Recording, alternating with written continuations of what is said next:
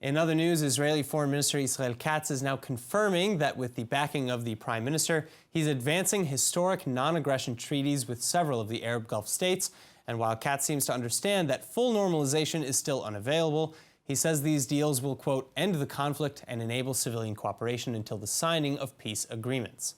Further, Katz reportedly first unveiled these agreements to the United States and his Arab Gulf counterparts in September on the sidelines of the UN General Assembly in New York, adding on Twitter that aside from boosting civilian cooperations, the deals will also work towards countering the threat of an increasingly belligerent Iran.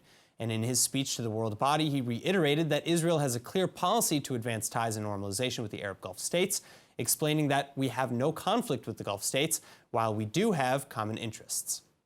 Israel wants peace with all its neighbors.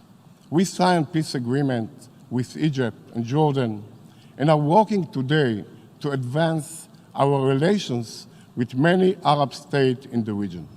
These calls aren't without history or context, however, as Israel has long been trying to expand its cooperations with the Arab world. And Katz, who is also acting intelligence minister, has long been working to close the gap specifically between Israel and its neighboring nations of the region. For example, in July, he met with senior Arab officials in Abu Dhabi and in Bahrain during the U.S.-led Peace to Prosperity Summit. And then in November 2018, Katz famously traveled to Oman, where he repeated how Israel has a lot to offer in terms of water desalination, irrigation, agriculture, and medicine, and that, quote, in my view, cooperation between Israel and the Gulf states can and should be expanded.